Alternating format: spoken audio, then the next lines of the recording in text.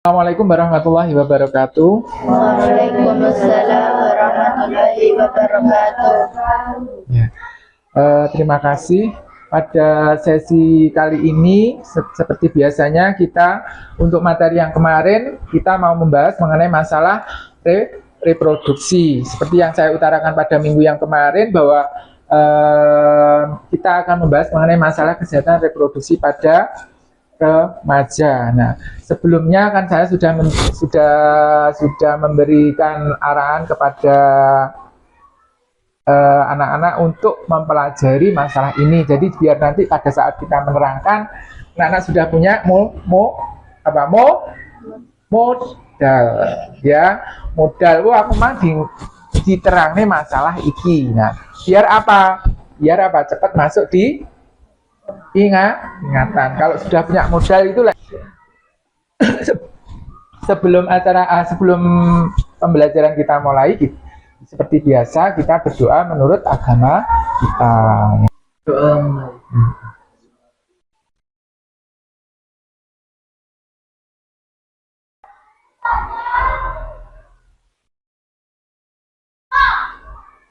Selesai. Ya, terima kasih. Baiklah, seperti biasa kita mulai untuk pelajaran kali ini mengenai kesehatan reproduksi pada remaja. Kalau kemarin saya sudah memberikan poin-poin mengenai apa itu remaja, apa itu kesehatan reproduksi, apa itu reproduksi. Nah, baru pada saat ini mari kita pelajari satu per satu. Jadi apa kesehatan reproduksi remaja? Kesehatan kemarin apa? Suatu keadaan yang positif. Terus kemudian yang dimaksud dengan reproduksi apa? Apa sih kesehatan reproduksi itu? Nah, ini bisa dibaca ya. Jadi apa di sini? Jadi kesehatan fisik, jiwa maupun sosial yang berkaitan dengan sistem. Nah, jadi fungsi dan proses reproduksi. Ya, jadi itu merupakan suatu sinergi atau apa? Hubungan antara yang terjadi di dalam sini. Ya, gitu ya. Jadi bisa dipahami ya. Terus selanjutnya, Bu. Apa saja alat reproduksi cewek? Nah, ini langsung ya. Jadi ada dua jenis kelamin di dunia ini. Ada, kalau istilahnya untuk remaja adalah cewek dan cowok. Tapi kalau untuk orang dewasa, pria dan wanita, gitu ya. Kalau untuk anak-anak, laki-laki dan perempuan. Sekalian dari anak-anak menuju dewasa. Nah, kenapa di sini perlu disampaikan? Karena merupakan masa remaja, masa transisi, ya, masa rawan. Boleh sama kena golongan negatif, angel bali Nah, gitu makanya kenapa masa remaja, masa rawan, masa transisi ini makanya perlu pengawasan. Ini langsung ke masalah reproduksi cewek. Terdiri dari apa? Ureter. Nah, ini apa? Rektum. Ureter itu saluran kencing, ya. Terus kemudian ada rektum. Rektum itu di atasnya dubur, rektum, ya. Gitu ya. Terus kemudian ada uterus. Uterus itu organ ureter, alatnya bagian daripada ureter. Terus kemudian ada apa ini? Serviks. Serviks hanya ada di sekitar kemaluan wanita. Jadi ini yang lebih terkenal kalau biasanya ada kanker serviks. Nah, ini yang rawan untuk perempuan. Makanya perlu adanya penjelasan yang lebih lanjut. Tapi untuk ukuran SMP, SMA cukup sepengetahuan aja. Oh, serviks ya gitu ya. Ini belum saatnya untuk membahas yang lebih lanjut. Sekedar tahu. Dan ada ovari. Ovari itu ovarium atau rahim. Nama bahasa Indonesianya rahim. Jadi terdiri dari banyak faktor di sini nanti. Jadi ada apa ini? Ovidum, ya. Ini bagian dari ovarium. Jadi di sini ada namanya rahim. Nah, rahim ini nanti ada sel telur, ada dinding rahim. Nah, ini istilahnya seperti ini. Body. Nah, ini dinding rahim namanya ya, body ini. Terus kemudian ada apa ini? Urinari itu saluran kencing.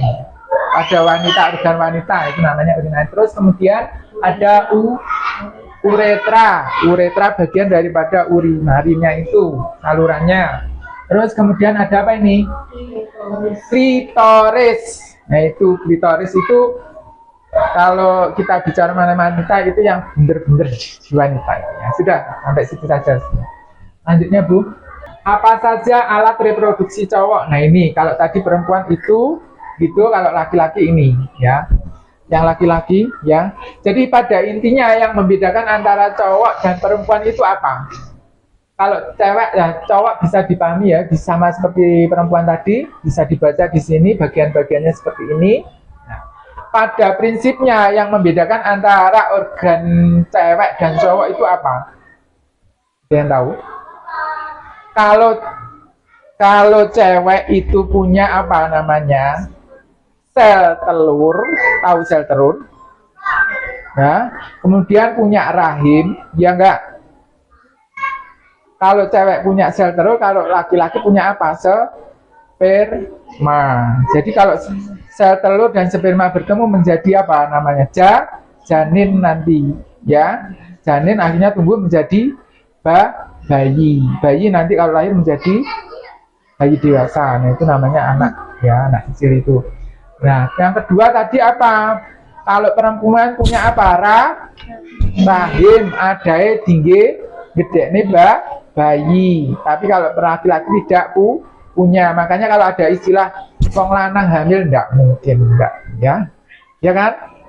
Jadi kalau nanti misalkan di media massa ada laki-laki hamil 9 bulan. Berarti kalau laki-laki itu hamil, berarti dia itu aslinya perempuan tapi berfisik laki-laki, karena organ apa rahim itu hanya dimiliki oleh perempuan, gitu ya, bisa dipahami ya. Terus yang membedakan lagi apa antara laki-laki dan perempuan? Bentuk alat vitalnya, gitu ya. Memang dari Tuhan itu manusia diciptakan secara berpasang-pasangan, makanya Tuhan itu maha besar ya seperti ini. Jadi kita kalau semakin tahu mengenai ciptaan Tuhan kita, maka akan semakin bersyukur. Ya. Dari sini ada pertanyaan? Lanjutnya Bu. Apa saja yang bisa terjadi pada alat reproduksi? Nah, itu bisa terjadi ini. Apa ini? Ereksi atau tegang, terus lanjut Bu. Terus apa sih tanda-tanda masa puber? Nah, ini tanda-tandanya apa ini? Ayo dibaca yang pintar. Apa gimana sih? Pintar. Membesar, membesar. Jadi kalau ada perubahan seperti ini berarti dia akan mengalami apa? Pubertas, ya. Umur berapakah? Badan tambah tinggi dan besar. Pinggul membesar. Pinggul membesar, ya. Payudara mulai membesar. Ya. Tumbuh rambut pada ketiak dan kelamin. Ya. Mulai berjerawat. Menstruasi. Nah, jadi itu. Jadi tanda utama seorang perempuan itu mengalami pubertas adalah yang paling khas adalah mengalami menstruasi. Kalau dia mengalami menstruasi, maka organ-organnya akan mengalami perubahan. Jadi perubahan hormon, ya. Itu secara umum itu kalau untuk perempuan. Nah, sekarang lanjutnya untuk yang laki-laki. Ya, nih kalau untuk yang laki-laki ya Mas, pinter Mas. Dibaca nih, cepet. Itu, pakai itu. Pinter.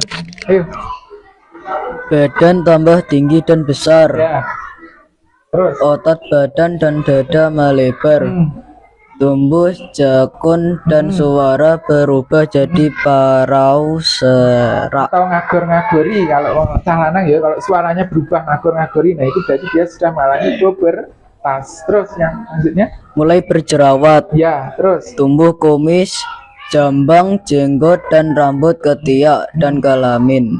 Nah itu tanda khas dari seorang laki-laki kalau dia mengalami pubertas apa?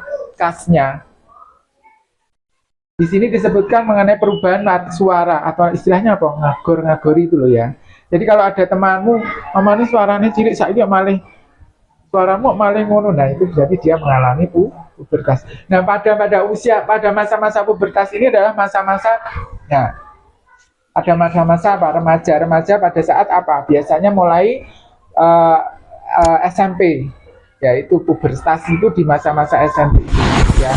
Jadi kalau ada teman, tapi antara satu anak dengan anak yang lain itu tidak sama rinnya. Ada yang sudah mengalami perubahan itu di usia di SD, ada yang SMP kelas 1 sudah mulai tumbuh itu ya. Jadi tergantung hormonnya masing-masing ya, tergantung situasi dalam tubuhnya masing-masing. Tapi secara umum yang mengalami pubertas adalah masa-masa SMP, itu masa-masa rawan. Makanya tadi saya sebutkan masa rawan, ya. Jadi kalau ada dengan mengalami perubahan pada masa SMP itu jangan takut. Nah, kalau setelah mempelajari materi ini, berarti jenengan mangke bisa bersikap, oh, tidak usah wedi, oh aku ini oleh pelajaran ini, oh aku ngalami itu, gitu ya. Makanya dengan ilmu seperti ini yang akan tadi saya ucapkan apa? Bisa bersikap bijak sana, gitu ya. Lanjut. Ini perubahan ini pada masa puber. Nah ini juga ya, perubahan emosi. Benar itu, lebih itu. Terus lanjut. Apa menstruasi? Nah ini yang penting saya jelaskan di sini, menstruasi secara singkat aja ya. Jadi menstruasi adalah proses pembuangan dari sel telur yang tidak dibuahi, secara umum seperti itu ya. Jadi kalau makanya setiap bulan siklusnya adalah 20 sampai 30 hari. Jadi gitu ya. Untuk perempuan mengapa mengalami menstruasi? Karena apa? Karena sel telur dalam perempuan itu dalam jangka 20 hari itu akan terjadi proses pematangan ya. Tapi kalau tidak dibuahi maka dia akan jatuh luruh dari rahim itu keluar sebagai darah menstruasi, bentuknya seperti darah ya. Sel telur yang tidak dibuahi seperti itu. Lanjut. Jadi prosesnya seperti itu. Nanti kalau ingin tahu bagaimana prosesnya, nanti dipelajari di ilmu biologi nanti di SMA ya. Nah, terus untuk apa sih mimpi basah itu? Nah ini tanda khas dari laki-laki adalah mimpi basah. Mimpi basah itu maksudnya apa? Apa sing lanang? Sing lanang pernah tidak mengalami ngompol?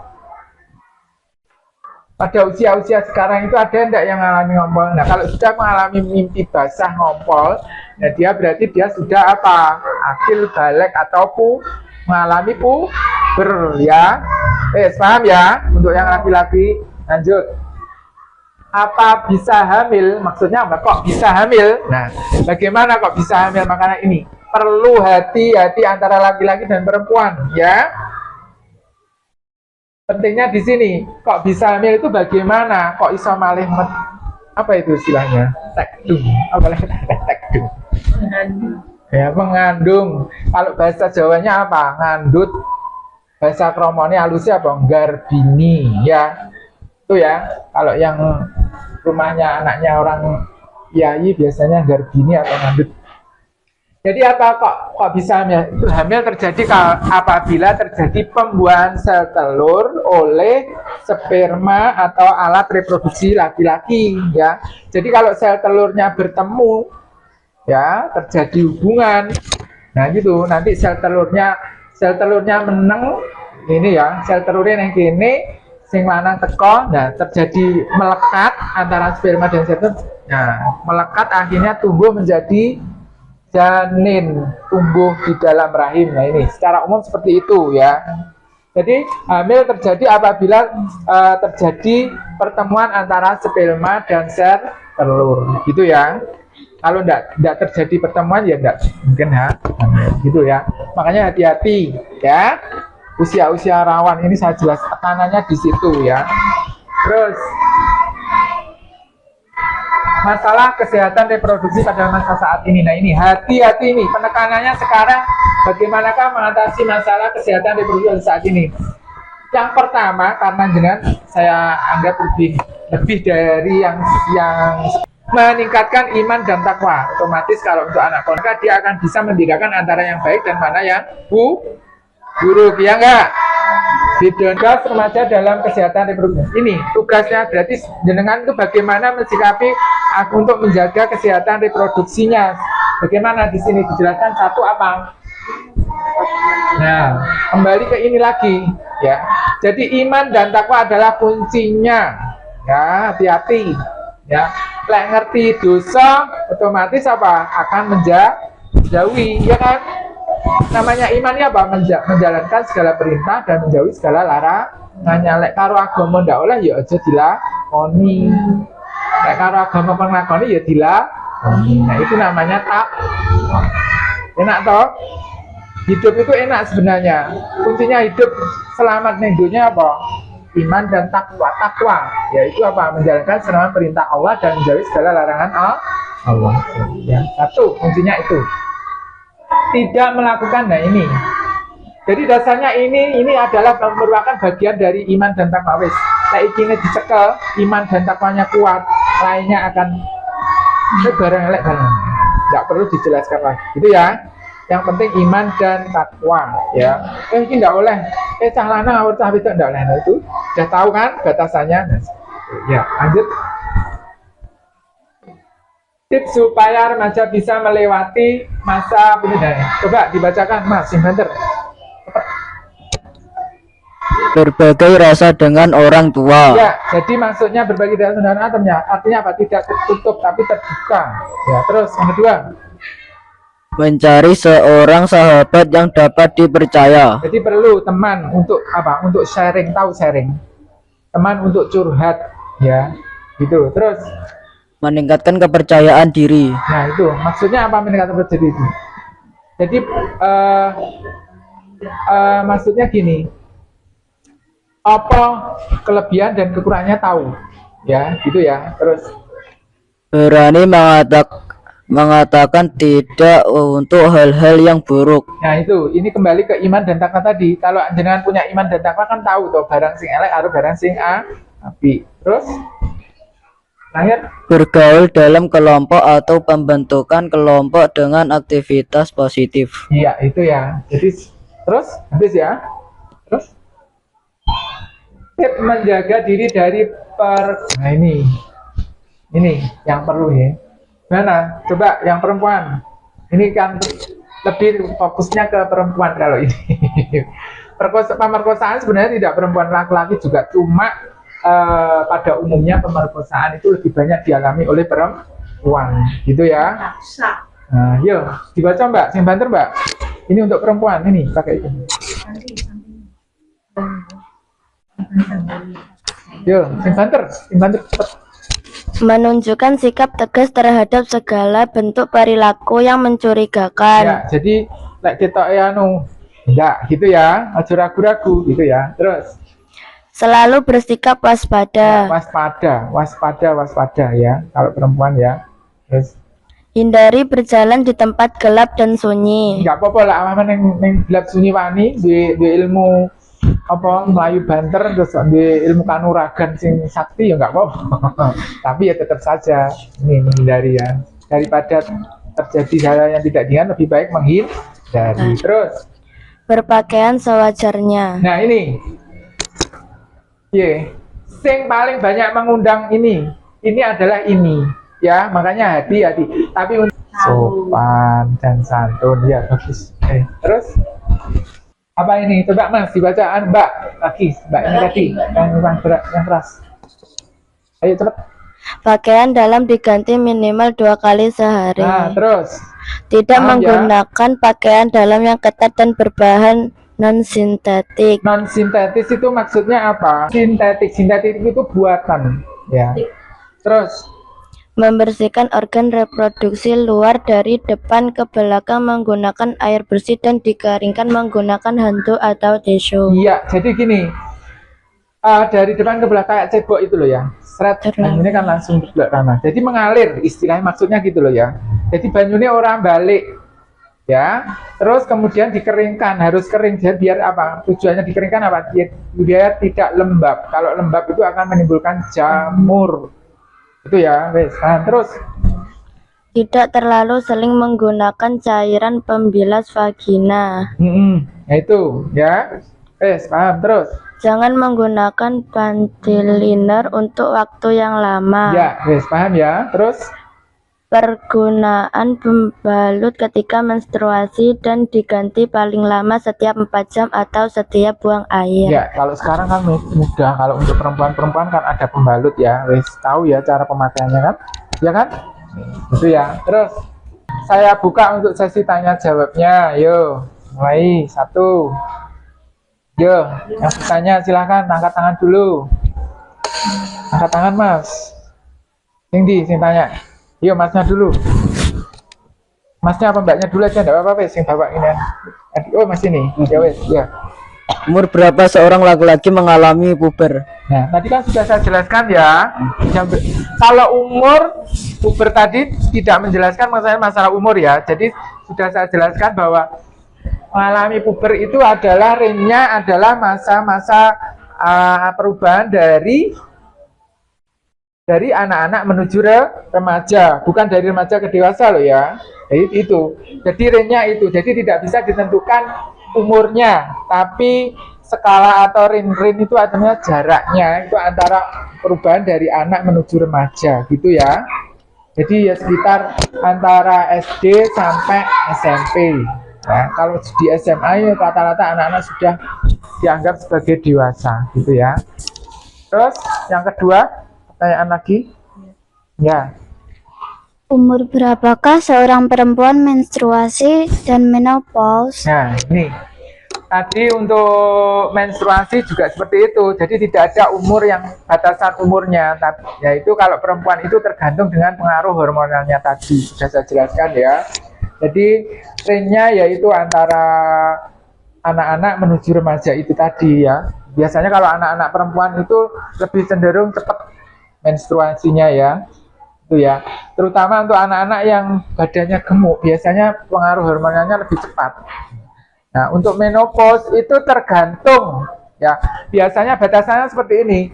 Kalau misalkan menopause-nya pada usia dini, kalau menstruasinya usianya dini, nanti menopause-nya juga akan lebih cepat, gitu ya. Tapi kalau menstruasinya misalkan SMP kelas 10 lagi menstruasi, nah, biasanya dia nanti akan menopause pada umur-umur yang lebih tua gitu ya. Jadi batasannya hanya seperti itu. Biasanya ini berdasarkan pengamatan gitu ya, analisanya seperti itu. Sudah cukup ya? Artinya menopause tahu? Nggak tahu ya. Jadi saya jelaskan. Jadi menopause itu adalah masa di mana wanita sudah tidak mengalami menstruasi. Otomatis kalau dia tidak menstruasi berarti dia menghasilkan sel telur apa enggak? Enggak kan? Jadi karena menstruasi itu berarti sel telur yang mati kemudian luruh karena tidak dibuahi. Tapi kalau dibuahi maka akan menjadi apa? Janin. Dan masa-masa suburnya adalah masa setelah menstruasi. Hati-hati untuk perempuan, ini mengingatkan, menjaga dirinya ya. Jadi yang kalau misalkan nanti mau kawin habis SMP ini ada yang mau kawin apa enggak? Aja sih ya, sampai SMA dulu atau kuliah kalau bisa. Jadi biasanya masa suburnya adalah 7 hari setelah menstruasi ya. Jadi range-nya adalah 7 hari setelah menstruasi itu adalah masa-masa subur. Jadi hati-hati untuk perempuan. Itu. Saya kira cukup ya. Ada pertanyaan lain? Tidak ada ya? Ada? Tidak ada ya. Kalau tidak ada saya minta untuk apa? Untuk soal-soalnya dikerjakan, ya. Nanti kemudian dikumpulkan ke saya, gitu ya, karena waktunya sudah habis, gitu ya. Oke, untuk pembelajaran kali ini tadi membahas mengenai masalah apa? Reproduksi. Membahas mengenai reproduksi apa? Cewek dan cowok. Terus apa lagi? Membedakan antara reproduksi ke cewek dan cowok, bedanya apa? Itu ya. Terus bagaimana mensikapinya? Terus apa yang dimaksud dengan menstruasi ya? Gitu ya. Oke, saya kira sudah cukup untuk pelajaran kali ini. Sebagai penutup, mari kita berdoa menurut agama kita. Monggo Mas. Dipimpin.